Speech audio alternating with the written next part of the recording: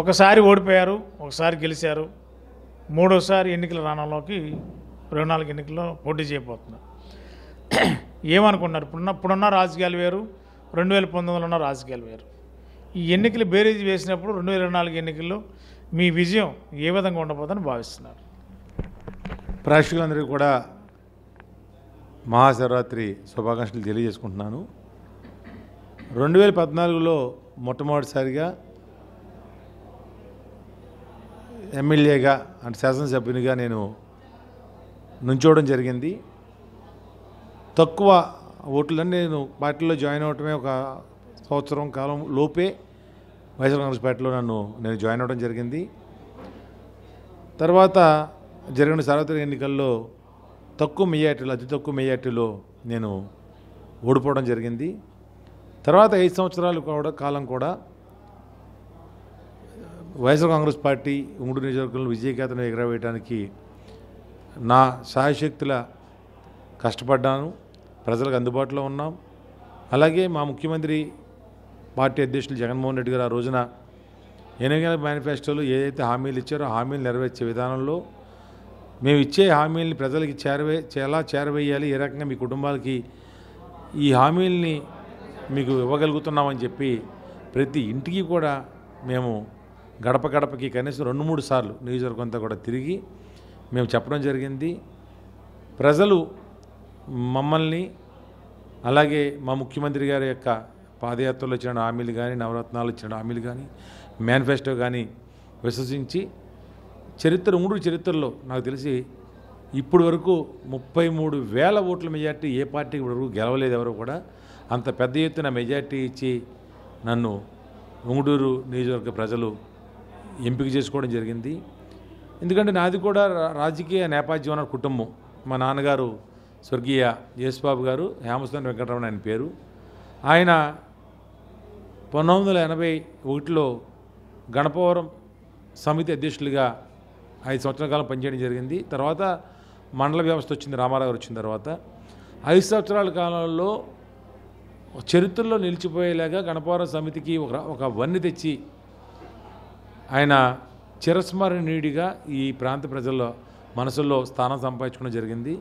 1987లో అకస్మాత్తుగా ఆయన చనిపోవడం జరిగింది. తర్వాత మేము మా ఉన్నటువంటి వ్యవసాయం వ్యాపార రంగాల్లో ఉన్నటువంటి సమయంలో నాకు మళ్ళీ 2005లో అనుకోని పరిస్థితుల్లో బోన్పల్లి సర్పంచ్గా నేను ఉన్నట్టు స్వగ్రామం సర్పంచ్గా మళ్ళీ రాజకీయాలు ఆరంగేట్రం చేయడం జరిగింది.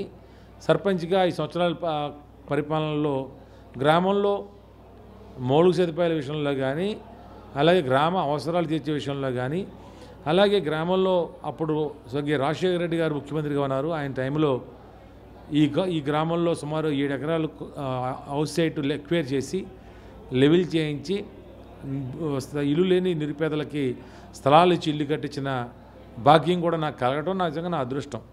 అలాగే రాజశేఖర రెడ్డి గారు టైంలో ఇర్రెస్పెక్టివ్గా పెన్షన్లు కూడా సుమారు అప్పుడు 150 పెన్షన్లు ఉండే ఊర్ల నుంచి 500 పెన్షన్లు, అప్పుడు 200 రూపాయలు 500 రూపాయలు వికలాంగులకి, 200 రూపాయలు వితంతువులకి వృద్ధులకి ఇచ్చేవారు. అప్పుడు ఉన్నటువంటి ఆర్థిక పరిస్థితులు బట్ట అవి కూడా సుమారు 500 మందికి ఆ రోజుల్లో మేము ఇవ్వటం.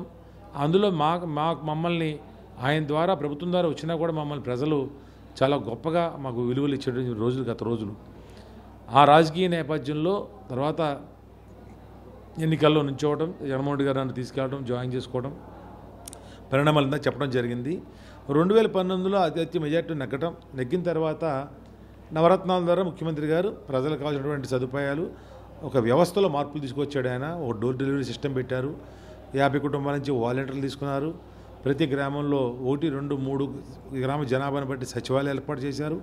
సచివాలయం ద్వారా పౌరులకు కావాల్సినటువంటి సేవలు, అది పేపర్ వర్క్ అవనివ్వండి, లేకపోతే ఈరోజు ఇచ్చినటువంటి ఈ పథకాల రూపేణా వాళ్ళకి అకౌంట్లో డబ్బులు, మరి డీబీటీ పద్ధతిలో అకౌంట్లో డబ్బులు ఎలాగేస్తున్నారు, అది అమ్మఒడి కానివ్వండి, రైతు భరోసా కానివ్వండి, ఆసరా కానివ్వండి, చేయూత కానివ్వండి, సున్నా వడ్డీ కానివ్వండి, చేదోడు కానివ్వండి, వాహనమిత్ర కానివ్వండి, ఇలాగ ఎన్ని పథకాలు, పీరియంబెడ్ పథకం కానివ్వండి, ఇన్ని పథకాలను పెట్టి ఇన్ని పథకాలు కూడా ఎక్కడ ఇర్రెస్పెక్టివ్ పార్టీ ఎక్కడా కూడా పార్టీ కులం మతం ప్రాంతం సంబంధం లేకుండా అర్హులైన ప్రతి ఒక్కరికి కూడా రూపాయి లంచాలు అవసరం లేకుండా ముఖ్యమంత్రి గారు ప్రతి కుటుంబానికి ఈరోజు నిన్నటి రోజుతో సహా కలిపి సుమారు 2,65,000 కోట్ల రూపాయలు వాళ్ళ అకౌంట్లో జమ చేయడం జరిగింది.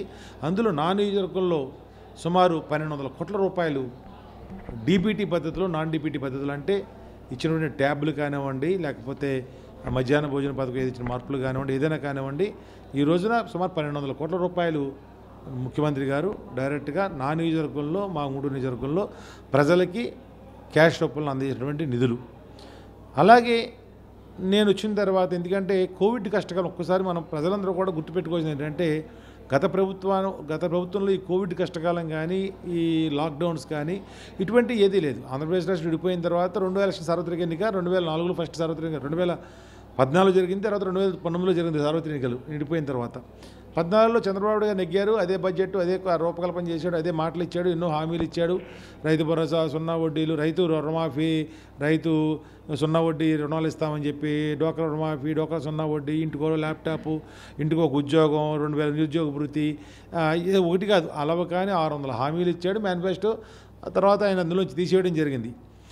తర్వాత మన ప్రభుత్వం వచ్చిన తర్వాత 2019 మే 30న జగన్మోహన్ రెడ్డి ప్రమాణ స్వీకారం చేస్తే ఏప్రిల్ 2020 మార్చి 21 తారీఖు నుంచి కేంద్ర ప్రభుత్వం లాక్డౌన్ ప్రకటించింది. ఎక్కడ అలా స్తబ్దుగా ఆ రోజు నుంచి అలా ఆగిపోమని చెప్పింది.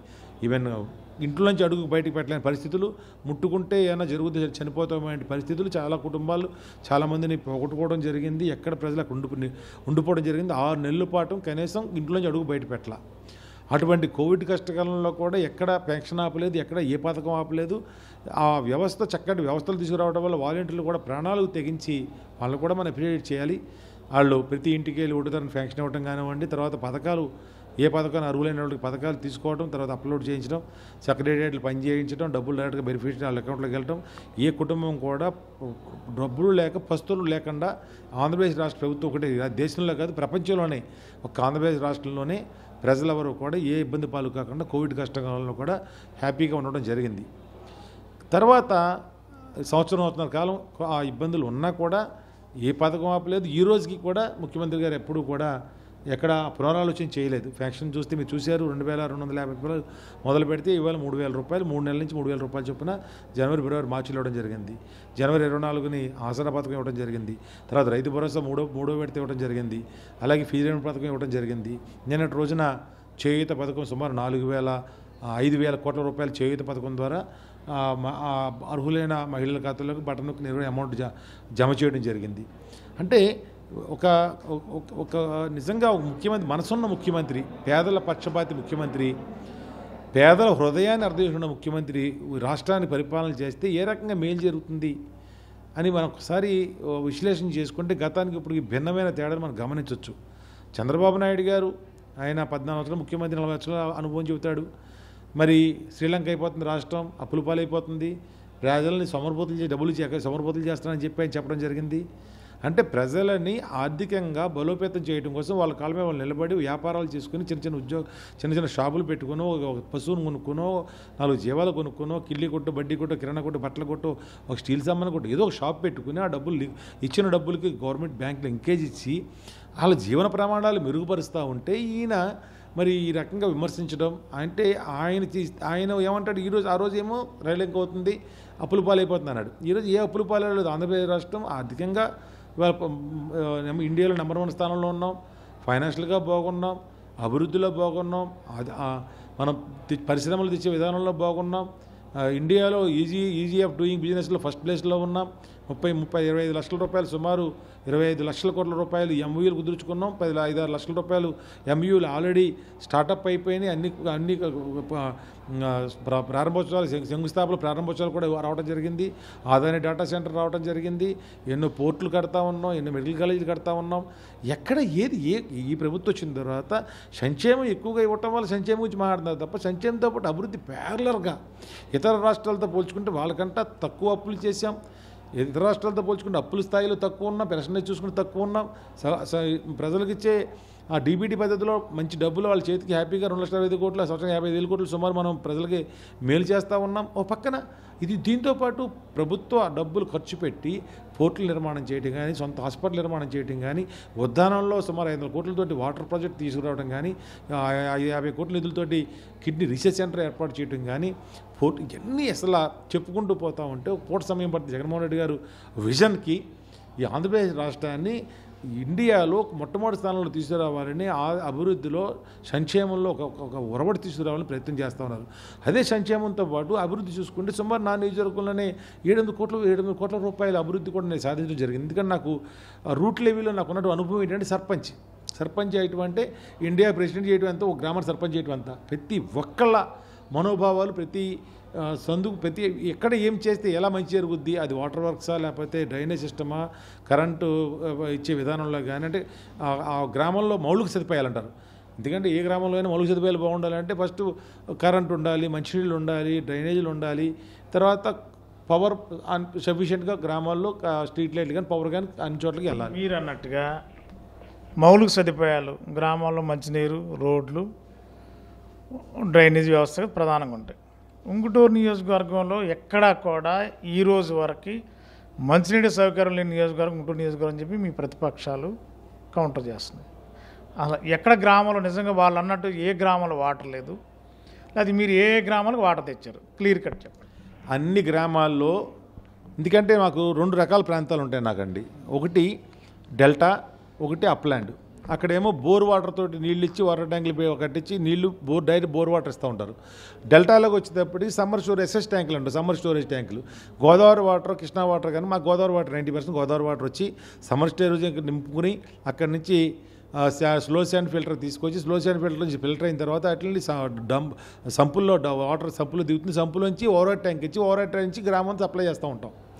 నేను వచ్చిన తర్వాత అన్ని గ్రామాల్లో కనీసం టీడీపీ ప్రభుత్వంలో కనీసం ఒక్క filter slow sand filter bed కూడా ఇసుకతో నింపలేదు. వాళ్ళు అన్నీ నిర్వీర్యం చేశారు, వ్యవస్థ నిర్వీర్యం చేశారు. డైరెక్ట్ వాటర్ పంపింగ్, చెరువులో నీళ్ళు ఓవర్ ట్యాంక్ ఇచ్చి ఓవర్ నుంచి డైరెక్ట్గా గ్రామాల జనానికి ఇచ్చేవారు. నేను వచ్చిన తర్వాత అన్ని సిస్టమ్స్ని సెట్ చేసింది. నాకున్న అనుభవం చెప్పాను. గ్రామంలో నాకున్న సర్పంచ్ అనుభవంలో ఆ రోజున జెడ్పీటీసీలు, ఎంపీటీసీలు వచ్చినప్పుడు ఎలక్షన్లు అవ్వాలా, సర్పంచ్ ఎలక్షన్లు అవ్వాలా, అన్నీ నేను కోఆర్డినేట్ చేసుకుని అధికారులతో మాట్లాడి ప్రతి గ్రామానికి స్లో శాండ్ ఫిల్టర్లు అన్నింటికి రెనోవేట్ చేశాను. అన్ని వాటర్ వర్క్స్కి కూడా మోటార్లు కానీ ఎక్కడెక్కడ ఏమైపోయాయి. ఎందుకు విమర్శ వస్తుంది? మాజీ ఎమ్మెల్యే గన్ని వీరాంజనేయులు అదే అన్నాడు. జనసేన కొత్త వ్యక్తి ధర్మరాజు కూడా ఉంగుటూరు నియోజకవర్గంలో కనీసం వాటర్ పొచ్చలేని ఎమ్మెల్యే మా కాన్స్టిట్యున్సీకి అవసరమా అని ప్రశ్న స్ట్రాంగ్గా చేస్తున్నారు ఆయన. ఏమంటే చేయలేనోడు 100 మాట్లాడతాడు. ఒకసారి మీరు నేను కాదు, బోనపల్లి గ్రామం, లేకపోతే చాయమిల్లి గ్రామం, లేకపోతే గణపురం గ్రామం, లేకపోతే ఇంకో గ్రామం వెళ్ళి మీకేమైనా మీరు లైవ్ కదా మీది ఎలాగ మీ సాక్ష్యం మీరు వెళ్ళండి. నేను రావక్కల్లా, నా సర్పంచ్లో, నా ఎంపీటీసీలో, లేకపోతే నా ఎంపీపీలో తీసుకెళ్ళండి. నేను వచ్చిన తర్వాత ఎన్ని కోట్ల రూపాయలు నిధులు తీసుకొచ్చి చెరువులు రెనోవేట్ చేశాం. ఫస్ట్ చెరువుల్ని ఎక్కడైతే చెరువుల్ని రెనోవేట్ మా బోనపల్లి వాళ్ళు చేసిన విమర్శకి మీరు సిద్ధంగా ఉన్నారా సవాల్ నిరూపించడానికి? ఒకటి కాదు వాళ్ళ దమ్ము ధైర్యం ఉంటే. ఎందుకంటే గణపవరం వచ్చినప్పుడు పప్పు అంటే తెలుసుగా మీ అందరికీ నేను పేరు పెట్టకలేదు. గణపవరం గ్రామం వచ్చినప్పుడు నా గురించి విమర్శ ఎలా చేశాడు, నేనే దోచుతున్నానని చెప్పడం జరిగింది. నేను దానికి సమాధానం చెప్పాను. ఈ రోజుకి వాళ్ళ కౌంటర్ లేదు, కనీసం వాళ్ళ అనుమాయుల కౌంటర్ లేదు. నేను అడగమంది కూడా ఏం చెప్పాను ఆ రోజుని, నా జనాన్ని అడగొద్దు, నా పార్టీ వాళ్ళని అడగొద్దు, టీడీపీ నుంచి మీరు ఎవరన్నా దమ్ము ధైర్యం ఉంటే మీ టీడీపీలతోటి నేను ఏదైనా అన్యాగ్రహం చేసినా, లేకపోతే నేను రూపాయి తిన్నా, లేకపోతే నేను ఇసుక దోపిడీ మట్టి దోపిడీ చేసినా మీ వాళ్ళతో చెప్పించమని చెప్పాను. సమాధానం లేదు. అసలు ఈయనకంటే కుర్రోడు ఏదో ఎవడ ఖైదు రాయించాడు మాట్లాడాడుకుంటే 70 సంవత్సరాలు 14 సంవత్సరాలు అనుభవం ఉందని చెప్పినాడు ఆయన. మొన్న చిత్తలపూడి అంటే విమర్శించాలి అంటే టీడీపీ నాయకులు, జనసేన నాయకులు కానీ వాళ్ళకి అనుభవం రాయించు నేను అన్నగానంటే వాళ్ళకి పరిపాలన విధానం తెలియదు సార్. వాళ్ళకి ఎక్కడ మౌలిక సదుపాయాలు ఏ గ్రామంలో ఏం చేయాలో వాళ్ళకి తెలియదు, మినిమం నీడ్స్ తెలియదు. వాళ్ళకి తెలియక వీళ్ళు ఏం చేస్తారంటే విమర్శించమే దృష్టిలో పెట్టుకుని చంద్రబాబు నాయుడు గారు కూడా అదే స్టేజీ మీద చింతలపూడిలో అదే స్క్రిప్ట్ చదివాడు. 6గురితో పాటు నన్ను విమర్శించాడు. నేను మళ్ళీ కౌంటర్ ఇచ్చాను. ఇది దమ్ము ధైర్యం ఉంటే నువ్వు రాజీనామా నువ్వు నీ పార్టీని మూసుకోలేదు, నేను ఇంట్లో కూర్చున్నానని చెప్పడం జరిగింది. ఆయనకు ఆ దమ్ము ధైర్యం లేదు. ఎందుకంటే వాళ్ళు ఏం దోపిడీ చేస్తున్నారు, ఎలా చేశారు, జన్మభూమి కమిటీలు ఏం పెట్టారు, ఈ నెల దోపిడీ ఇసుక ఇంటి వెనకాల ఇసుక దోపిడీ చేశాడు, ఎన్ని కోట్ల రూపాయలు సంపాదించాడు, 2 ఎకరాలు ఆస్తిపాడు 2 లక్షల కోట్లు హెరిటేజ్కి ఎంత ఎలా సంపాదించాడు, ఆయన కారణాలు చెప్పండి, మేము కూడా సంపాదించుకుని మాకు కోరుకుంది, మేము కూడా ఆ కారణాలతో మేము వెళ్ళి సంపాదించుకుంటాం. కానీ అది ఒక చరిత్ర గల కుటుంబం సార్ నాది. అంటే 1000 కోట్ల ఆస్తులు నాకు లేకపోవచ్చు, నాకున్న దాంట్లో చరిత్ర చెప్పాను. మా ఫాదర్కి ఒక గొప్ప పేరు యేసుబాబు గారు అబ్బాయిని చెప్పుకుంటే గర్వపడతా. కాబట్టి ఎక్కడ ఒక రూపాయి అవినీతి లేకుండా 5 సంవత్సరాల కాలంలో పొంగుటూరు ఎమ్మెల్యే వాసుబాబు గారు అవినీతి మచ్చలేని ప్రజానాయకుడు ఈ జిల్లాలో కాదు రాష్ట్రం అని చెప్పి మీకు మంచి పేరు ఉంది. మీరు అన్నట్టే మీ కుటుంబ నేపథ్యం ఉంది, మీకు ఒక మంచి చరిత్ర. ఈ 4.5 సంవత్సరాల్లో ఎక్కడ కూడా చిన్న 10 పైసలు కూడా ఆశించకుండా ప్రజాసేవకు అంకితమయ్యారు. కానీ అభివృద్ధిలో మాత్రం ఉంటూ వెనకబడింది అంటారు. దమ్ముంటే రమ్మని చెప్పండి.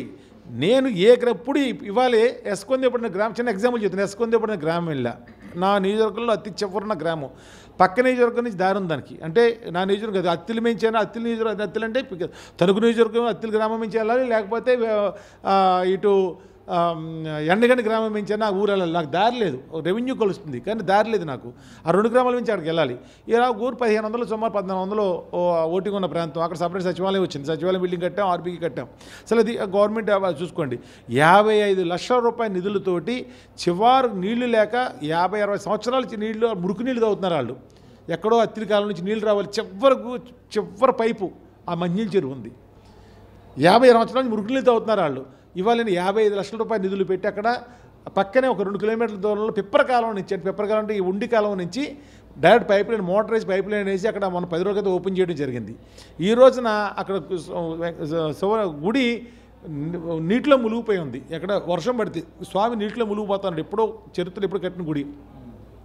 మరి మా ముఖ్యమంత్రి గారి దృష్టికి తీసుకెళ్ళి ఈ రోజున 65 లక్షల రూపాయలు దానికి శాంక్షన్ చేయించి టెండర్ వేయించి వాళ్ళ శంకుస్థాపన కార్యక్రమానికి వెళ్ళడం జరిగింది. నేను వచ్చిన తర్వాత అదే గ్రామంలో అభివృద్ధి జీజీఎంపీలు 20 లక్షల రూపాయల నిధులు ఖర్చు పెట్టినామండి, ఏదైనా చేయనివ్వండి. సుమారు 2,50 లక్షల రూపాయల నిధులతోటి ఆ 500 ఓట్ల గ్రామానికి నేను ఖర్చు చేసి ఈ రోజున ఆ గ్రామానికి మనకు ఎప్పుడు చరిత్రలో అప్పుడే ఈ రోజు కూడా కొన్ని వందల మంది వచ్చారు అక్కడికి, బయటకు వచ్చారు. సార్ మా చరిత్రలో మేము ఎప్పుడు అనుకోలేదు మా గ్రామం ఇలా జరుగుతుందని, ఫస్ట్ టైం వాసుబాబు గారు కాలంలో ఇలా జరిగిందని చెప్పి అందరూ చెప్పడం జరుగుతుంది. నిజంగా వాళ్ళకి దమ్ము ధైర్యం ఉంటే రమ్మనండి, ఏ గ్రామైనా రమ్మనండి. ఈవెన్ ఒక్క గ్రామం కాదు, ఏ గ్రామం అండి. ఇళ్ల స్థలాల విషయంలో వస్తారంటారా, ఇల్లు ఇచ్చే విషయంలో వస్తారంటారా? జగనన్న కాలనీలు కన్నీళ్ళు కాలనీలుగా మిగిలిన అని కూడా అన్నవాడు.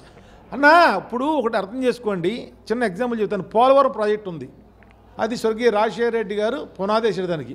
అంతకుముందు ఎంతమంది పునాదులు వేశారు చెప్పండి మీరు. మీరు సీనియర్ జర్నలిస్టు, ఎంతమంది పునాదులు వేసింటారు? రామారావు పునాది వేయలేదా? పివి నరసింహారావు పునాది వేయలేదా? ఇందిరాగాంధీ పునాది, ఎవరు పునాదులు వేశారు? స్టార్ట్ అయింది ఎవరి దగ్గర స్టార్ట్ అయింది? అది రాజశేఖర రెడ్డి గారు స్టార్ట్ చేశాడు. కుడి ఎడమల కాలువలు తవ్వించాడు. ఆ రోజు అందరూ అన్నారు కుడి ఎడమ కాలువలు తవ్వేస్తున్నారు, ఇప్పుడు ప్రాజెక్ట్ స్టార్ట్ అవ్వకుండా కాలువలు తవ్వుతున్నారు అన్నాడు. అన్న ఈ రోజు మొదలు పెడితే ఎప్పటికప్పుడు కంప్లీట్ అవుతుంది మహానుభావుడు అని ఏనోడుతా అన్నాడు. ఈ రోజు ప్రాజెక్ట్ కంప్లీట్ అవుతా ఉంది. 80% పనులు. ఆ రోజు కూడా కరెంటు తీగల మీద బట్టలు ఆరేసుకోవడానికి సరిపోతుంది టీడీపీ అధినేత చంద్రబాబు గారు విమర్శించారు. ఈరోజు ప్రాజెక్ట్ ఏ విధంగా ఉంది? పోలవరం ప్రాజెక్ట్ అంటే ఆయన చెప్పింది ఏంటంటే 7 గంటల కరెంట్ ఉచిత కరెంట్ ఇస్తానని బట్టలు ఆరేసుకోవచ్చు అన్నాడు. ప్రాజెక్ట్ ఈరోజు నిజంగా 90% ప్రాజెక్ట్ కంప్లీట్ అయింది. టెక్నికల్గా ఆయన చేసిన తప్పు, దాని గురించి డిస్కషన్ చేస్తాను. నేను ఇంకొక గంట ఎవరితో మాట్లాడతాను, డిస్కషన్ చేస్తాను, రెడీగా ఉన్నాను. ఆ ప్రాజెక్ట్ చంద్రబాబు నాయుడు చేసిన మానవ తప్పిదం వల్ల ప్రాజెక్ట్ ఈరోజు లేట్ అయింది. ఏదైతే రాక్ఫిల్ డ్యామ్ కట్టాలో దాని కింద నిర్మించినటువంటి డయాఫ్రామ్ వాళ్ళు 2 పక్కల కూడా బెజ్జాలు పడిపోతా కారణం చంద్రబాబు నాయుడు చేసే స్వయంకృపరాధం. ఆయన చేసిన తప్పు వల్లే 2 పక్కల బెజ్జాలు పడిపోయి ఈరోజు దాన్ని పునర్నిర్మాణం చేయాలా, రిపేర్ చేయాలి అర్థం కాక సెంట్రల్ గవర్నమెంట్ CWC వాళ్ళు, అంటే సెంట్రల్ గవర్నమెంట్ ఎవరైతే వాటర్ వాళ్ళు ఉంటారో వాళ్ళు కూడా దాని మీద తల్ల బాదుకుంటా ఉన్నారు. అలాగే వరల్డ్లో ఫస్ట్ టైం ఒక డయాఫ్రామ్ వాళ్ళు కొట్టుకుపోవడం అనేది ప్రపంచంలో ఫస్ట్ టైం జరిగింది. ఇది ఫస్ట్ తప్పిదం ఇది. కాబట్టి దాన్ని డిస్కషన్ చేస్తారంటే అది కూడా ఎవరైనా వస్తారంటే రమ్మని నాకున్న నాలెడ్జ్ ప్రకారం వాళ్ళతో మాట్లాడితే నేను కూడా సిద్ధంగా ఉన్నాను.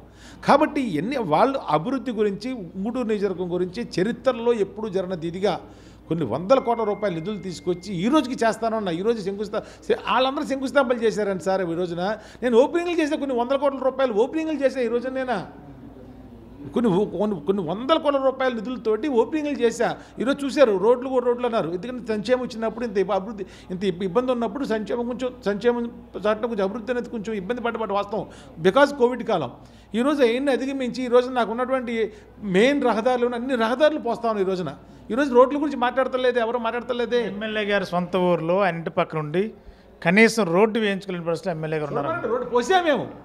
ఎందుకంటే నియోజకవర్గం డెవలప్ అయ్యాక నా ఇంటి ముందు రోడ్డు వేసుకోవాలి. అసలు నేను వాళ్ళకి మళ్ళీ స్వార్థపరుని కాదు. ఇంటి ముందు రోడ్డు వేసిన తర్వాత నియోజకవర్గం డెవలప్ చేసిన కాదు. వాళ్ళు ఐదు సిమెంట్ రోడ్లు పోస్తున్నారు, ఎలా పోస్తున్నారు, ఏం చేస్తున్నారో నాకు తెలుసు. దాని గురించి ఇప్పుడు విమర్శించిన పని నాకు లేదు. కానీ నా రోడ్డు ఈరోజు ఆఖరి నా అన్ని నియోజకవర్గం నా రోడ్లన్నీ కంప్లీట్ అయిన రోడ్డు పోసుకున్నాను. ఆ రోజు అన్నాను, ఈరోజు ఆఖరి రోడ్డు నా రోడ్డు పోసుకుంటున్నాను, నా ఇంటి ముందు రోడ్డు పోసుకున్నాను. నాకు అన్న ఒకటి అర్థం చేసుకోండి, ప్రజలకు చెప్తా ఉన్నాను, విమర్శించేవాళ్ళు పని పాట లేక, వాళ్ళకి మినిమం నాలెడ్జ్ లేక, ఎలా విమర్శించాలో తెలియక, వాళ్ళకి ఏ డిపార్ట్మెంట్ ఏంటి, ఎవరి ద్వారా ఏ పని అవుద్ది ఏంటి తెలియదు వాళ్ళకి. నీటి మంచినీళ్ళ మీద శ్రద్ధ పెట్టిన ప్రభుత్వం వైఎస్ఆర్ కాంగ్రెస్ ప్రభుత్వం. దాని మీద నేను అసెంబ్లీలో మాట్లాడాను. ఈ ట్యాంకుల మీద అది కూడా క్లిప్పింగ్ అవుతుంది, మీకు ఇస్తాను. ఇది కూడా నా క్లిప్పింగ్ ఉంది. ఇసుక మార్చడం విధానం ఒక మంత్రిత్వ శాఖను తీసుకొచ్చి మంత్రిత్వ శాఖ ద్వారా స్లో శాండ్ ఫిల్టర్లు ఇసుక మార్చే విధానాన్ని గవర్నమెంట్ టేకప్ చేయమని చెప్పి నేను సూచన సలహా కూడా ఫస్ట్ అసెంబ్లీలో నేను ఎన్నికైన కొత్తలో నేను మాట్లాడడం జరిగింది.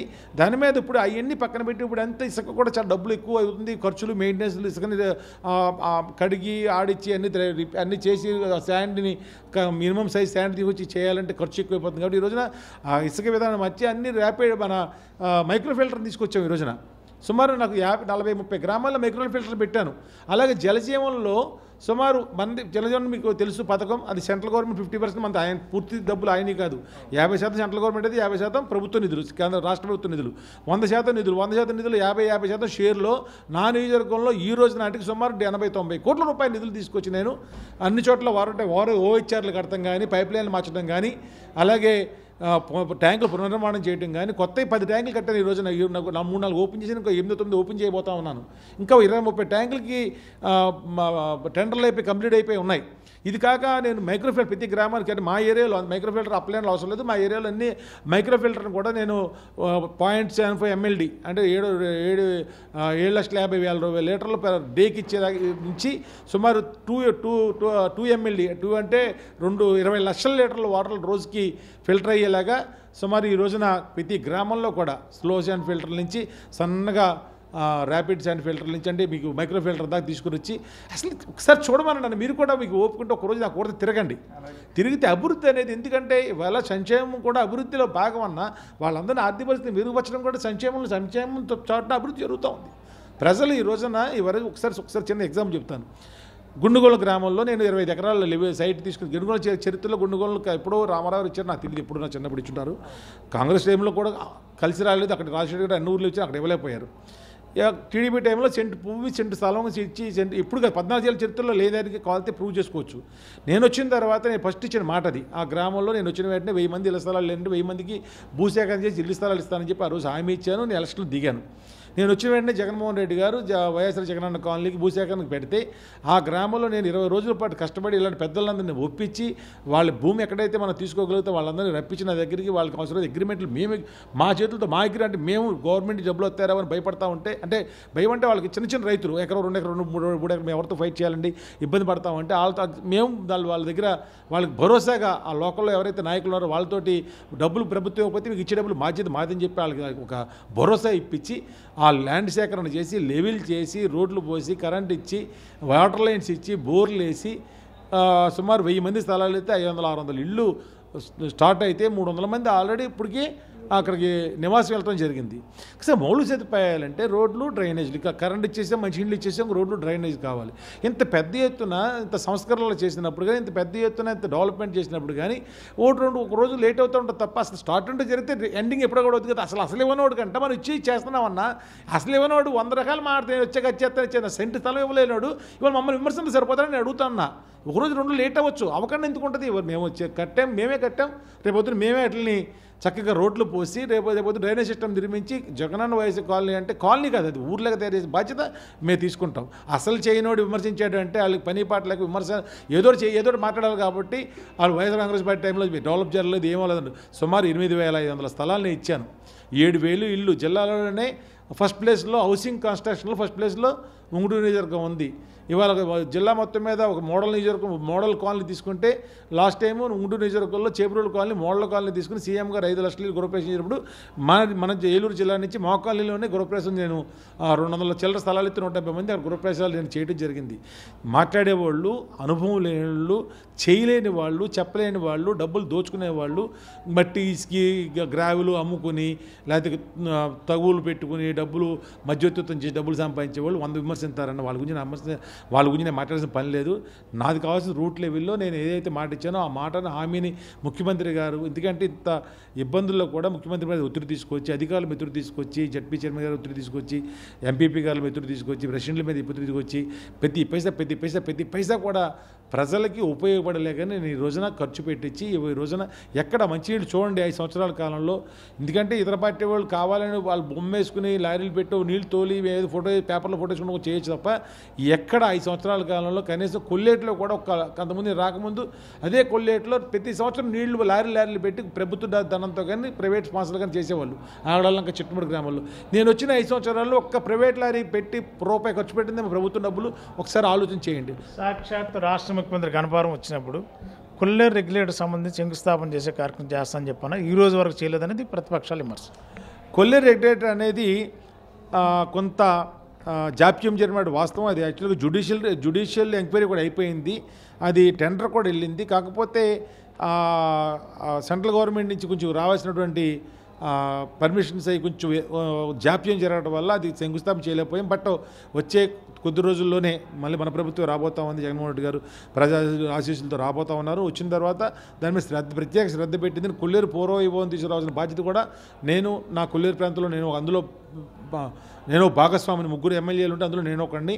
కాబట్టి కొల్లేరు ప్రాంత రెగ్యులేటర్ కట్టి అక్కడ పూర్వవైద్యం తీసుకొచ్చి ఏమేమీ లేదు, కొల్లేరు ప్రాంతానికి న్యాయం చేయాలి, న్యాచురల్ సోర్స్ని కాపాడాలి. అతి పెద్ద మంచినీటి సరస్సు కొల్లేరు సరస్సు, ప్రపంచంలోనే న్యాచురల్ సోర్స్తో తయారైన సరస్సు. అక్కడ చేపల వృత్తిగా చేసుకుని జీవించేటువంటి కుటుంబాలు చాలా ఉన్నాయి.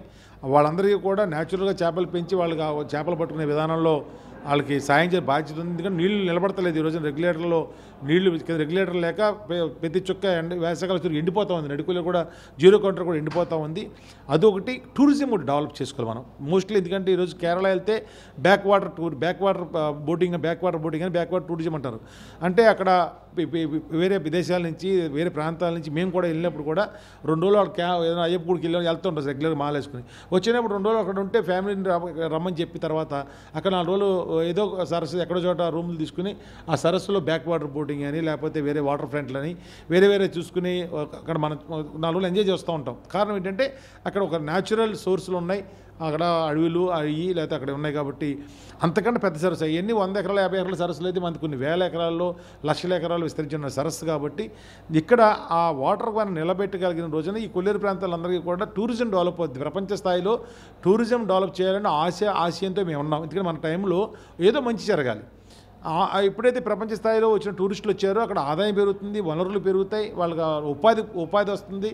వాళ్ళు న్యాచురల్గా అక్కడ పడవలు తోలి లేకపోతే చిన్న చేపల వేటలు కొనసాగించే వాళ్ళు కూడా వాళ్ళు వచ్చిన వాళ్ళకి ఆ చేపల వేటలతో పాటు వాళ్ళకి ఆహారం వండించి పెట్టి వచ్చి 10 రూపాయలు సంపాదించుకోవచ్చు. లేకపోతే టూరిజం బోటింగ్ ద్వారా టూరిజం చేసుకోవచ్చు, బ్యాక్ వాటర్ బోటింగ్ చేసుకోవచ్చు.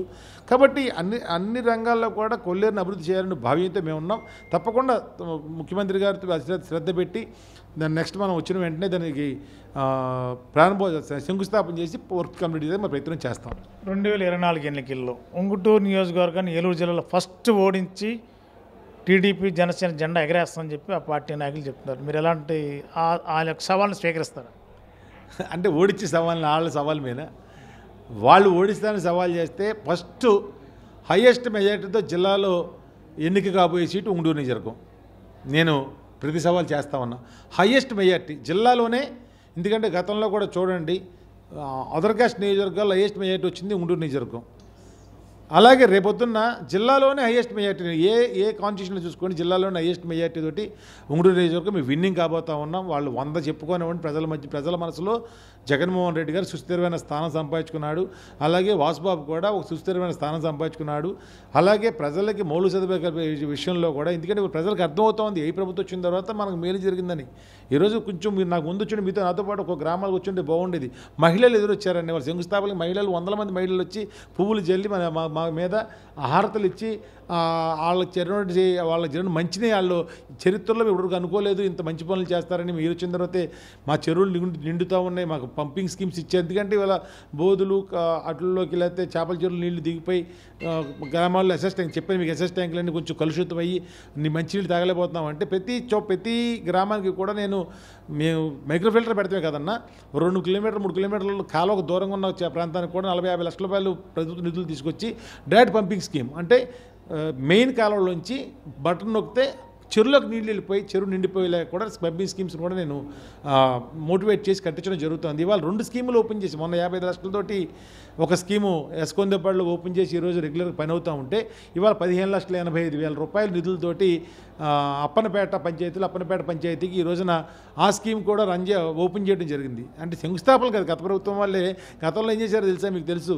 గత ఎమ్మెల్యేలు ఏం చేశారంటే ఆఖరులు ఫస్ట్ నుంచి ఏం చేయలేదు, ఆఖరణ వచ్చి ఏం చేశారంటే కొన్ని 100 కోట్ల రూపాయలు శాంక్షన్ చేసామని శంకుస్థాపన రాళ్ళు వేసుకుంటూ పోయారు. 10 రోజుల పాటు ఈ పని మీద ఉన్నారు. నేనైతే అవ్వని పనికి రాయి ఎప్పుడు వేయలేదన్నా, శాంక్షన్ అయి టెండర్ అయిన పనులకే నేను వేస్తాను, కంప్లీట్ అయిన పనులనే నేను ఓపెనింగ్లు చేస్తాను తప్ప ఇన్కంప్లీట్ చేయాలంటే కొన్ని 100 రాళ్ళు వేసుకోవచ్చు, ఇన్కంప్లీట్ ఎక్కడ చేయలేదు. 100% గణపవరం మండలంలో చూసుకుంటే 100% సచివాలయాలని సచివాలయాలు అక్కడ శాంక్షన్ అయితే 19 ఓపెన్ చేశాం. రేపుతో ఇంకో 2-3 సచివాలయాలు ఓపెన్ చేస్తాం. రేపుతో 19 సచివాలయాలు ఓపెన్ చేశాను. అంటే ప్రజలకు జగన్ గారు ఏదైతే వ్యవస్థ ద్వారా మార్పు తీసుకొచ్చి పరిపాలన దగ్గర చేస్తానో దాంట్లో నేను పూర్తిగా ఇన్వాల్వ్ అయ్యి ఆ 19 సచివాలయాలు ఓపెన్ చేయడం జరిగింది. సుమారు 70% అంటే ఒక 15-16 ఆర్బీకేలు ఓపెన్ చేశాను. ఒక 5-6 హెల్త్ సెంటర్లు కూడా నేను గణపవరం మండలంలో ఓపెన్ చేయడం జరిగింది. ఇది ఒక్క మండలం చెప్తున్నాను, ఇలాగ అన్ని మండలాల్లో కూడా ఆర్బీకేలు కానీ సచివాలయాలు కానీ 100% కంప్లీట్ చేస్తే నా శాశ్వత కృషి చేస్తూ ఉన్నాను. తప్పకుండా ఏంటంటే 2024లో వాళ్ళు ఎన్ని అబద్ధాలు అయినా వాళ్ళు నమ్మడానికి వాళ్ళ ప్రజలు సంసిద్ధంగా లేదు. చంద్రబాబు నాయుడు గారు వైఎస్ఆర్సీపీ సింగిల్కి వెళ్తుంది ఆంధ్రప్రదేశ్లో. చంద్రబాబు నాయుడు గారు చంద్రబాబు గారు పవన్ కళ్యాణ్ గారు పొత్తుల మీద వెళ్తున్నారు. ఇవాళ ఢిల్లీలో ఉండి బీజేపీతో పొత్తుకు పోరాడుతున్నారు. అంటే వాళ్ళు ఓటమికి భయపడా లేదంటే వైఎస్ఆర్సీపీని ఏదో విధంగా గద్దె దించాలన్న ప్రయత్నం అంటారు. చంద్రబాబు నాయుడు గారు ఓటమికి భయపడి మాకు జగన్మోహన్ రెడ్డి గారు ఒక మాట చెప్పారు, ఇది క్లాస్ వార్, పేదలకి పెత్తందారికి జరిగే యుద్ధం అని చెప్పడం జరిగింది. కాబట్టి చంద్రబాబు నాయుడు గారు జగన్మోహన్ రెడ్డి గారు ఆయన మీద ఒంటరిగా పోటీ చేయాలంటే ఎప్పుడో పవన్ కళ్యాణ్ గారు కూడా రివర్స్ చెప్తున్నాడు. పెత్తందారి వ్యవస్థ జగన్మోహన్ రెడ్డి గారిది, పేదల వ్యవస్థ కోట మీద అంటున్నాడు పవన్ కళ్యాణ్ గారు. అది నిజమేంటో మీకు ఇప్పుడు ఆల్రెడీ తెలిసింది. ఎందుకంటే చంద్రబాబు నాయుడు గారు కేవలం 1000 రూపాయల పెన్షన్తో 5 సంవత్సరాలు గెట్టుకొచ్చాడు. మనం 2200 లేకపోతే మొదలెట్టి 3000 రూపాయలు ఇస్తా ఉన్నాం. అది పెత్తందారికి వెళ్ళి డబ్బులు అయ్యి పేదలకు వెళ్ళే డబ్బులు అయ్యి. ఒక తేడా గమనించండి, పవన్ కళ్యాణ్ గారికి ఎజెండా లేని పార్టీ అన్నది. వాళ్ళకి జెండా అంటే గాజు గుర్తు గ్లాసు గుర్తు జెండా బుధనేసి దొరుకుతాం కాదు. నేను ఇది చేస్తాను చేయగలదని చెప్పే దమ్ముధైర్యం లేదు, ఎజెండా లేదు. ఫస్ట్ ఆఫ్ ఆల్ వాళ్ళకి ఎజెండా లేదు. ప్రజలకి మేలు జగన్మోహన్ రెడ్డి గారిని విమర్శిస్తాం, లేకపోతే నేను పాతాలను తొక్కేస్తాను, లేదా నా పేరు పవన్ కళ్యాణ్ కదా. ఎవరు అడిగారండి పవన్ కళ్యాణ్ పేరు మార్చుకోమని చెప్పి అడిగాడా? జగన్మోహన్ తొక్కేస్తాను చెప్పండి. పేదలకి అమ్మఒడితం ఇచ్చినది పాతాలను తొక్కుతాడా? ఆసరా ఇచ్చినది పాతాలను తొక్కుతాడా? సున్నా ఓటు ఇచ్చినది పాతాలను తొక్కుతాడా? రైతు భరోసా ఇచ్చినది పాతాలను తొక్కుతాడా? వ్యవస్థలో మార్పులు తెచ్చినది పాతాలను తొక్కుతాడా? ఏ పథకం ఇచ్చినందుకు ఇన్ని కోట్ల రూపాయలు ప్రజలకి నేరుగా ఇచ్చినందుకు ఎందుకు ఆయన అధపదాలను తొక్కేస్తా అని చెప్పాడు? అంటే చంద్రబాబు నాయుడు గారు ప్రశ్నిస్తా అని చెప్పాడు. 2014 ఎలక్షన్లో బయటని సపోర్ట్ చేశాడు, నెగ్గాడు, ఒక్క ప్రశ్న లేదు. ఆయన ప్రజలకు అన్యాయం చేసినా ఒక ప్రశ్నించలేదు. ఇవాళ జగన్మోహన్ రెడ్డి గారు ఎందుకంటే జగన్మోహన్ రెడ్డి గారు అనే వ్యక్తి ముఖ్యమంత్రి అయితే రేపు తెలుగుదేశం జనసేన పార్టీలు భూస్థాపితం కాబోతూ ఉన్నాయి. ఈ రాష్ట్రంలో వాళ్ళకి మనుగడ లేదు. కాబట్టి ఎంతమందినైనా కలుపుకొని తోడలేని ఓటే పందులు గుంపుగా వచ్చి జగన్మోహన్ రెడ్డి గారిని గద్దె ఎక్కించకుండా ఉండటం కోసం, ఇది గద్దె దింపడం కోసం ప్రయత్నం చేస్తూ ఉన్నారు. వాళ్ళ ఆటలు కొనసాగో. ప్రజలు వైఎస్ఆర్ కాంగ్రెస్ పార్టీకి ఓటు ఎప్పుడు చెబితే అప్పుడు. ఎందుకంటే ఆయన ఒక మాట చెప్పాడు, 124 సార్లు మొన్నటితో కలిసి 130 అవ్వచ్చు, 120-130 సార్లు నేను ప్రజల కోసం మంచి చేయడం కోసం నేను బటన్ నొక్కాను. ఒక్కసారి 2 బటన్లు నొక్కి ఎంపీని ఎమ్మెల్యేని గెలిపించమని ఒక మాట జగన్మోహన్ రెడ్డి సిద్ధం మీటింగ్లో చెప్పడం జరిగింది. ఎప్పుడు ఈవీఎంలు వస్తాయి, ఎప్పుడు నొక్కుతారని ప్రజలు ఎదురు చూస్తూ ఉన్నారు. తప్పకుండా 175 గెలవటం ఖాయం. 25 ఎంపీలు కూడా వైఎస్ఆర్ కాంగ్రెస్ పార్టీ గెలవటం ఖాయం. పవన్ కళ్యాణ్ గారు కూడా మీరు చెప్పినట్టే 124 సార్లు బటన్ నొక్కారు. మేము ఒకేసారి బటన్ నొక్కమని చెప్పి రాష్ట్ర ప్రజలను కోరుతున్నాడు. ఆయన ఒకసారి నొక్కుతాకి అసలు 175 అసలు ఆ స్థిమితం అంటే పార్టీ అధ్యక్షుడిని విమర్శించారని చిన్న ఎమ్మెల్యే స్థాయి ఉండి అనుకోకూడదు. కానీ ఒకసారి క్లిప్పింగ్లు చూసుకోండి. ఒకసారి చంద్రబాబు నాయుడిని తిట్టాడు, మా ఇంట్లో వాళ్ళు తిట్టాడు, మా అమ్మని తిట్టాడని చెప్పి వాళ్ళు విమర్శించాడు. వాళ్ళ కొడుకు అవినీతిపరుడు, అత్యంత అవినీతిపరుడు, ఆడవాళ్ళే నీ పార్టీ నాశనం అయిపోయిందని చెప్పి విమర్శించిన విజయవాడ మీటింగ్లో విమర్శన మనం చూసాం. తర్వాత ఇప్పుడు వచ్చేటప్పటికేమో బీజేపీదేమో ఒకప్పుడు పాచిపోయిన లడ్డూలు ఇచ్చారు, 2 లడ్డూలు ఇచ్చారని చెప్పి బీజేపీని విమర్శించాడు. రకరకాలు మాట్లాడినాడు, భార్య లేదని అని రకరకాలు మాట్లాడినాడు. ఇప్పుడు వచ్చి మళ్ళీ నేను బీజేపీతో కలిసి ప్రయాణం చేస్తూ మళ్ళీ చంద్రబాబు నాయుడుతో మళ్ళీ కొనసాగిస్తాను అని చెప్పి చేసి కేవలం 173 సంవత్సరాలు 3 టర్మ్స్ అంటే 15 సంవత్సరాల నుంచి రాజకీయ పార్టీ పెట్టి కనీసం 175 మంది అభ్యర్థులను కూడా నిలబెట్టలేనటువంటి అసమర్థ పార్టీ అధ్యక్షుడు పవన్ కళ్యాణ్ గారు ఇవాళ కేవలం 24 సీట్లు, 3 ఎంపీ సీట్లు పరిమితం అయ్యి, అది కూడా సగమంది నాకు తెలిసి రేపు సగమంది టీడీపీ నాయకులకి ఎత్తాడు. ఇవాళ చూస్తూ ఉన్నాం, పరిణామాలు చూస్తూ ఉన్నాం. 24 మంది ఇచ్చిన 124లో కూడా ఒక 7-8 మంది 10 మంది వాళ్ళు అభ్యర్థులు, అది కూడా బలవంతం మీద నుంచోబెట్టొచ్చాము. కానీ మిగతా సగం పైన అభ్యర్థుల్ని రేపు టీడీపీలో ఎవరైతే సీట్ కావాలో వాళ్ళు ఉన్నారో, సీట్ పంచుకున్నారో వాళ్ళకే మళ్ళీ సీట్లు పార్టీలో కండవాలేసి మళ్ళీ సీట్లు ఇస్తాక రెడీగా ఉన్నాడు పవన్ కళ్యాణ్ గారు. కాబట్టి పవన్ కళ్యాణ్ గారు ఇవాళ ఇప్పుడు మాట్లాడిన మాట అదే మీటింగ్లో మళ్ళీ మాట్లాడలేడు. ఆయన మాట మీద నిలకలేని వ్యక్తి. ఎందుకు విమర్శించాడు, ఎందుకు మాట్లాడతాడో తెలియదు. ఆయన కేవలం ఏంటంటే వాళ్ళిద్దరూ కలిసి జగన్మోహన్ రెడ్డి గారు అనే వ్యక్తిని ఉంటే మనకు మనుగడ సాగదు, ఇది పేదల ప్రభుత్వం, పేదల పక్షాన కాబట్టి ఈయన ఉండకూడదనే ఉద్దేశంతో ఈరోజు ఆయన ఏదో రకంగా గద్దె దించాలనే ఉద్దేశంతో ఇద్దరు ఏకమయ్యి ఎజెండా లేకుండా నిన్న చూసారు గూడూరు మీటింగ్లో ఈ జెండా నిజంగా మా గ్రేట్ మా జగన్మోహన్ రెడ్డి, మా ముఖ్యమంత్రి జగన్మోహన్ రెడ్డి గారు ఇద్దరు కండవాళ్ళు, ఇద్దరితో ఈ మెల్ల కండవ ఆడికి మెల్ల కండవ మార్పించుకుని ఈ జెండా ఆ జెండా ఏళ్ళ జెండాలు ఊపే స్థాయికి జాతీయ పార్టీని తీసుకొచ్చాడు వాళ్ళు జగన్మోహన్ రెడ్డి గారు. ఇంతకంటే సిగ్గుచేటు వాళ్ళకి ఏమైనా ఉందామని నేను అడుగుతా ఉన్నా. చంద్రబాబు నాయుడు గారు ఈ జెండా ఊపుతూ ఆ జెండా ఊపుతూ ఈ కండవ ఆ మెడలో ఆ కండవ ఈ మెడలు వేసుకుంటూ అంటే ఆ స్థాయికి జగన్మోహన్ రెడ్డి గారు అంటే పడుతుంది. కాబట్టి ఈ రోజున ఆ స్థాయికి వాళ్ళిద్దరిని తీసుకురావడం జరిగింది. ప్రజలు గమనిస్తూ ఉన్నారు. బీజేపీ వారితో కలిసి పోటీ చేసినా, ముగ్గురు పోటీ చేసినా, ఇద్దరు పోటీ చేసినా సింగిల్గానే మేము రాబోతా ఉన్నాం, సింగిల్గానే ఈ స్థానాలన్నీ గెలవబోతూ ఉన్నాం. మీరన్నంటే తాడేపల్లిగూడెంలో జరిగిన జెండా సభలో పవన్ కళ్యాణ్ గారు చాలా ఆవేశంగా, చాలా తీవ్రంగా విమర్శలు చేసిన సందర్భాలు ఉన్నాయి. మరి ఈ క్రమంలో మీరు ఒక కాపు నాయకులుగా ఉన్నారు. మీరు పశ్చిమ గోదావరి జిల్లాలో కాపు సమాజం అందరూ కూడా పవన్ కళ్యాణ్ గారి వ్యాఖ్యల మీద చాలా తీవ్ర మనస్తాపానికి గురి అన్నారు.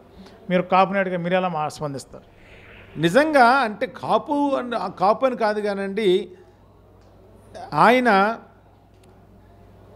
చంద్రబాబు అప్పుడు పూర్వం మెగాస్టార్ చిరంజీవి గారు పార్టీ పెట్టినప్పుడు మేము కూడా ఇక్కడ విజయధర్రావు గారు వచ్చినప్పుడు మేము కూడా చేయటం జరిగింది. మాకు ఉన్నటువంటి అప్పుడు ఉన్నటువంటి మా రిలేషన్ అంటే వాళ్ళకి పార్టీకి మాకు ఉన్నటువంటి రాజకీయ పరంగా చేసి మా మండలంలో మెజారిటీ తీసుకున్నాం. బట్ ఆయన ఓడిపోయారు. తర్వాత పార్టీ కాంగ్రెస్లో విలీనం అయిపోయింది. తర్వాత మేము కొంతకాలం కాంగ్రెస్లో కొనసాగాం. తర్వాత వైఎస్ఆర్ కాంగ్రెస్ పార్టీకి వచ్చాం. ఈరోజు ఓడిపోయిన ఎమ్మెల్యే అయ్యాం. కులాలు ప్రస్తావన ఏ పార్టీ జగన్మోహన్ రెడ్డి ఎప్పుడు కులాల గురించి మాట్లాడుతూ మేము ఎరగం. ఎవరు ఏ రాజకీయ కులాల గురించి మాట్లాడు, కులాల గురించి నేను మాట్లాడినా కులం లేదు మతం లేదు అని చెప్పి కులాల గురించి ఎక్కువగా ప్రస్తావించే వ్యక్తి పవన్ కళ్యాణ్ గారు. మీరు చరిత్రలో ఆయన ఏ మీటింగ్ అయినా చూసుకోండి, కులం లేదు మతం లేదు అంటాడు. కానీ ప్రతి కులం గురించి మాట్లాడే వ్యక్తి, కులాలను పెట్టుకుని మాట్లాడే వ్యక్తి, కాపుల గురించి కాపులు ఒకటేరా, కాపులందరూ ఇలా ఉంటే ఇలా ఉందినా అని ఏదో ప్రస్తావన ఇప్పుడు కులాల గురించి మాట్లాడుతూ ఉంటాడు. కాబట్టి ఇవాళ 24 సీట్లు ఎప్పుడైతే ఒప్పుకున్నాడో అప్పుడే మొత్తం రాజకీయంగా అయిపోయింది. ఆయన అదప్పాలకానికి ఆయన మా తొక్కుతం కాదు, ఆయన అంటే అనొచ్చనకూడదు, ఆయన కాలు ఆయన ఎత్తే పెట్టుకుని అదప్పాలానికి వెళ్ళిపోయింది పార్టీ. అదప్పాలానికి ఆయన తీసేసుకున్నాడు. ఇవాళ ఎవరినో తిట్టి ఏదో లబ్ధి పొందారని చూస్తూ ఉన్నాడు. ఇవాళ ప్రజలందరూ గమనిస్తున్నారు. ఒక కులానికి ఆడు ఇచ్చాడని చెప్పి ఆయనకు కుల తరపున ప్రతినిధిగా ఉన్నాడని చెప్పి ఒక కులానికి ఓట్లేసే స్థాయికి జనం లేరు. ప్రజలందరూ కూడా ఎవరి వల్ల మేలు జరుగుతుంది, ఎవరు వచ్చిన తర్వాత కడుపుల నీళ్ళు కదలకుండా మంచి జరుగుతుంది, ఎవరు వచ్చిన తర్వాత రాజకీయ ప్రక్షాళన జరిగింది, ఎవరు వచ్చిన తర్వాత ఈ డోర్ స్టెప్స్కి పథకాలు వస్తూ ఉన్నాయి, ఏ నాయకుడు వచ్చిన తర్వాత ఆ గ్రామాల్లో స్కూళ్ళు బాగుపడ్డాయి, పిల్లల చదువులు బాగుపడ్డాయి, ఇంగ్లీష్ మీడియం వచ్చింది, ఎన్ని పథకాలు వచ్చినాయి. తర్వాత నిజంగా ఆరోగ్య కేంద్రం ఇవాళ ఓపెన్ చేసుకోవడం జరిగింది. ఆరోగ్య కేంద్రాలు ఏ గ్రామంలో చూస్తున్న వాళ్ళ 3-4 వేల జనాభాకి ఒక ఆరోగ్య కేంద్రం, అక్కడ ఒక ఎమ్మెల్యే MLHP మిడిల్ లెవెల్ ఎంత ప్రొవైడర్, ఒక నర్సుని పెడతాం, 20 రకాలు 15 రకాల టెస్టులు చేయటం, 70 రకాల మందులు ఇవ్వటం, ఒక షుగర్ టెస్టులకి 1000-2000 ఖర్చు పెట్టినటువంటి స్థాయి నుంచి ₹1 ఖర్చు లేకుండా మాలాంటి వాళ్ళు షుగర్లకు బీపీల కోసం వాడే మందుల్ని ఉచితంగా పేదలకు డిస్ట్రిబ్యూషన్ జగన్మోహన్ రెడ్డి చేస్తూ ఉన్నాడు. ఎన్ని ప్రజలు గమనిస్తూ ఉన్నారు. ఎవరు తెలివితే, ఎందుకంటే ఆ క్షణం వచ్చే వరకు ఎవరు బయటపడరన్నా, తప్పకుండా క్షణం వచ్చినప్పుడు జగన్మోహన్ రెడ్డి గారికి అందరూ ఫ్యాన్ గుర్తులు ఓటేసి అత్యధిక మెజార్టీతో వైఎస్ రాజేశ్వరి గారికి ఉన్నారు. లాస్ట్ అండ్ ఫైనల్, మీరు జిల్లా ఉంగుటూరు కాన్స్టిట్యున్సీకి పరిశీలనగా వచ్చారు. జయప్రకాష్ గారు అలియాస్ జేపీ గారు బీసీ డిక్లరేషన్ ప్రకటించారు. చంద్రబాబు గారు, పవన్ కళ్యాణ్ గారు, లోకేష్ గారు. బీసీలకి 50 సంవత్సరాలు దాటిన బీసీలందరూ కూడా ₹4,000 పెన్షన్ ఇస్తానంటున్నారు. అది సాధ్యపడే ఉన్న పని. నేను ఉంగుటూరు అబ్జర్వర్ కింద సుమారుగా 20 రోజులు అయిందండి వచ్చి. ఈ ఉంగుటూరు నియోజకవర్గంలో ఈ గడిచిన 5 సంవత్సరాల్లో జగన్మోహన్ రెడ్డి గారు ఇచ్చిన సంక్షేమ పథకాలు, వాసుబాబు గారి మంచితనం, నిజాయితీ, నిస్వార్థ పరుడు కింద జనంలో ఉన్న ఒక భావం ఉంగుటూరు నియోజకవర్గాన్ని రేపు పొద్దున్న గెలుపు బాటలో తీసుకెళ్ళడానికి ముందుకుంది. జగన్మోహన్ రెడ్డి గారికి ఇది కానుకగా వాసుబాబు గారు తీసుకెళ్ళిపోతున్నారు. ఈ పథకాలు ఇవన్నీ కూడా జగన్మోహన్ రెడ్డి గారు అమలు చేసి చూపించారు. వాళ్ళందరూ చెప్పిన మాట ఎంత దాకా ఇదవుతుంది అనేది రేపు పొద్దున్న వేచి చూద్దాం. Thank you. ఈరోజు ఉమ్మడి పశ్చిమ గోదావరి జిల్లాలో ఉంగుటూరు నియోజకవర్గానికి ఒక ప్రత్యేకత ఉన్న స్థానం ఉంగుటూరు కాన్స్టిట్యున్సీ. మరి వేళ ఈ నియోజకవర్గానికి మరి పుప్పాల వాసుబాబు గారు ఎమ్మెల్యేగా మళ్ళీ 24 ఎన్నికల్లో మళ్ళీ పోటీ చేయడానికి సంసిద్ధంగా ఉన్నారు. సంక్షేమం, అభివృద్ధి వైఎస్ఆర్సీపీ లక్ష్యం. ఆ లక్ష్యంతోనే ఆంధ్రప్రదేశ్లో 175, 25 పార్లమెంటు స్థానాల్లో వైఎస్ఆర్సీపీ ఎన్నికల రణంలో వెళుతుంది. తోడేళ్ళలాగా పొత్తులతో వెంటాడుతున్న చంద్రబాబు, పవన్ కళ్యాణ్, బీజేపీ కూడా మరి ఆ విధంగా వాళ్ళు వైసీపీని ఓడించాలని ప్రయత్నం చేస్తున్నారు. మళ్ళా 2024 ఎన్నికల్లో ఈ రాష్ట్రంలో 98% చెప్పిన హామీలు, నవరత్నాల్ని అమలు చేసి ఏపీలో మళ్ళా 175కి వై నాట్ 175 జగన్ గారు ఏమైతే చెప్పారో ఆ విధంగానే ఆంధ్రప్రదేశ్లో మళ్ళా ఆంధ్రప్రదేశ్ ప్రజలు వైఎస్ఆర్సీపీ పట్టం కడతానికి సిద్ధంగా ఉన్నారు. నినాదం అభివృద్ధి, సంక్షేమం వైఎస్ఆర్సీపీ లక్ష్యం. మరి ప్రతిపక్షాలు గెలవలేక రాజకీయ పరంగా విమర్శలు చేసి అధికారంలో ఉన్న ఎమ్మెల్యేలని, రాజకీయ నాయకుల్ని విమర్శలు చేయడమే తప్ప అభివృద్ధిలో కానీ రాజకీయ పరంగా కానీ వాళ్ళకి ఏమీ చేతరాదు, చేయలేరు. కాబట్టి వాళ్ళ విమర్శల్ని పట్టించుకునే అవసరం మేము కాదు, రాష్ట్రంలో ఏ ప్రజలు కూడా లేరు. తప్పనిసరిగా 2024 ఎన్నికల్లో మళ్ళీ టీడీపీ, జనసేన ఇప్పుడు కొత్తగా వస్తున్న బీజేపీకి గుణపాఠం తప్పదని చెప్పి ఉంగుటూరు ఎమ్మెల్యే పుప్పాల వాసుబాబు గారు అంటున్నారు. అదేవిధంగా ఉంగుటూరు నియోజకవర్గం వైఎస్ఆర్సీపీ పరిశీలకులు జేపీ గారు అన్నారు. మరి రానున్న రోజుల్లో ఎలాంటి ఈ రణరంగంలో ఎలాంటి ఇబ్బందులు లేకపోతే ఎలాంటి విజయాలు ఏ పార్టీకి వర్తిస్తాయి, ప్రజలు ఎవరి పక్క నిలబడతారో వేచి చూద్దాం. జీవి మాల్ ఆషాఢం కేజీ సేల్. సౌందర్యం కేజీలలో, సంబరం టన్నుల్లో. కేజీలో సూరత్ చీరలు, కేజీ చీరలు ₹150 నుండి ప్రత్యేక కౌంటర్లలో. KG sale. మహిళలకు crazy sale. Fancy, high fancy, పట్టు సారీస్ సరికొత్త స్టాకుపై margin free sale. Ladies wear, kids, boys and girls వస్త్రాలపై 1+1, 1+2 ఆఫర్స్. మెన్స్ వేర్ పై 1+1, 1+2 and more combo offers. Suitings and shirtings, handlooms పై స్పెషల్ డిస్కౌంట్స్.